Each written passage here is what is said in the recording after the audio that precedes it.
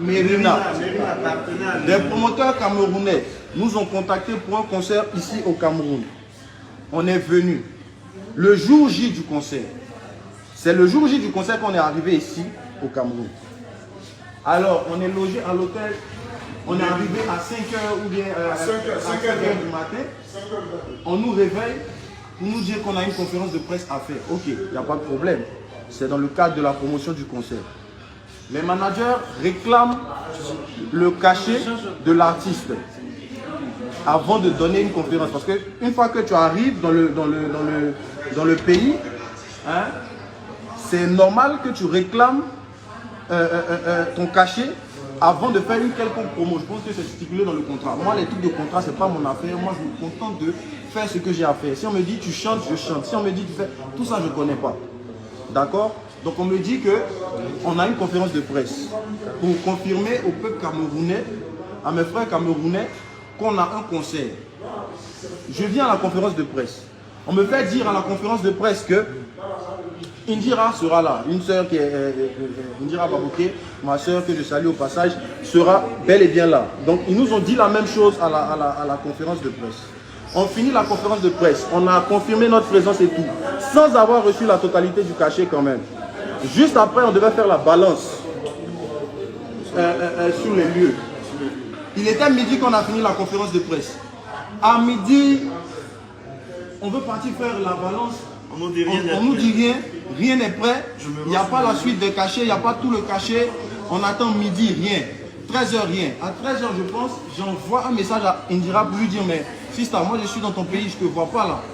Je ne te vois pas. Et c'est là que j'ai l'information selon laquelle elle-même, elle ne sera pas là. Et qu'une semaine avant, elle ne s'est pas entendue avec son équipe, ne s'est pas entendue avec les promoteurs qui nous ont fait venir pour qu'elle vienne prester. Alors que dans la conférence de presse, vous nous avez fait dire que Indira sera bel et bien là. Le même jour, vous avez menti à tout le monde pour dire que la fille sera là. Et c'est le jour J que j'apprends à 13h que Indira sera pas là et qu'elle n'est même pas au pays. Ça, c'est un fait. Moi, je suis un enfant de vase d'honneur. J'ai une famille ici, à Yaoundé, une famille vase d'honneur ici. Il y a un pasteur, un père à moi, qui a demandé à ce que je parte dans la communauté vase d'honneur d'ici. Il vient voir les promoteurs lui réclament 1 million pour que je puisse passer. Alors, grande surprise, on apprend que, comment dire ça, le pasteur a remis 500 000 francs aux promoteurs pour que nous on parte à l'église vase d'honneur. Vous pouvez demander à toutes les églises vase d'honneur. C'est ma famille. Jamais j'ai pris 5 francs avec quelqu'un à vase d'honneur. Jamais. Dans tous les programmes. Peut-être que c'est quand j'ai fini de rendre ministère, si quelqu'un est touché, il fait un geste. J'ai jamais réclamé pour passer dans une maison vase d'honneur. Surtout quand l'orientation vient de mes pères. Jamais. Vous prenez les 500 000 du pasteur à notre insu. Et le monsieur vient nous dire, il se plaint du fait que le monsieur vient nous informer. Que pourquoi vous allez dire à l'artiste que... Écoutez, cher frère Kamel, je suis avec mes frères camerounais qui m'ont accompagné depuis l'incident. Le voici. Il a porté un maillot camerounais. Il n'y a pas de problème de peu pour je ne sais pas quoi. Mais on sait un peu. On m'avait dit que les Camerounais, en termes de promotion de spectacles, les promoteurs de spectacles ici, c'était tellement bizarre. On nous avait prévenu. Donc je me dis que, et c'est mes frères camerounais qui m'ont parlé de ça. Et maintenant que le drame se produit, maintenant qu'on n'a pas pu faire le concert au final, tout le monde nous jette la pierre, comme si vous ne connaissez pas votre promoteur. Vous ne connaissez pas votre promoteur. Ça ne se fait pas. Ça ne se fait. Vous avez déjà vu quel artiste venir donner un concert sans la totalité de son cachet. Et là même, la décision ne vient pas de moi. Je vous dis que je suis signé à une maison de production. On est des chrétiens. La Bible dit soyez soumis aux autorités.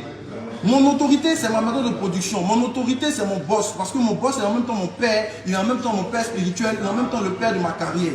Donc s'il me dit je ne fais pas, je ne peux rien faire. Jusqu'à 23h, on n'a pas reçu la totalité du cachet. C'est un partenaire là, parmi les partenaires, c'est maintenant qu'à 23h là, où les gens nous attendaient depuis 17h, c'est là que lui, il apprend qu'on n'a pas réglé tout notre cachet. Et donc à 23h là, ils vont faire comment? Les partenaires n'étaient même pas informés. Et les promoteurs, ils se permettent de faire un communiqué pour dire que nous, comment ça, on les a escroqués, on les a arnaqués. Par rapport à quoi on va vous arnaquer? Pourquoi vous comportez comme ça? On est resté longtemps silencieux. Moi, vous me connaissez. En tout cas, il y a eu beaucoup de buzz sur moi. J'ai jamais rebondi sur ça. Mais ça, c'est une agence d'État. Et là, ils ont pris un de mes managers, ils l'ont ramené à la gendarmerie. Arrêtez de m'appeler s'il vous plaît. Ils l'ont emmené à la gendarmerie, à la brigade de recherche. Comme un malfrat, pour des promoteurs qui nous doivent de l'argent, vous venez nous bloquer, ils ont annulé nos billets de demain, on ne peut plus rentrer chez nous. Pardon, donne un truc calme.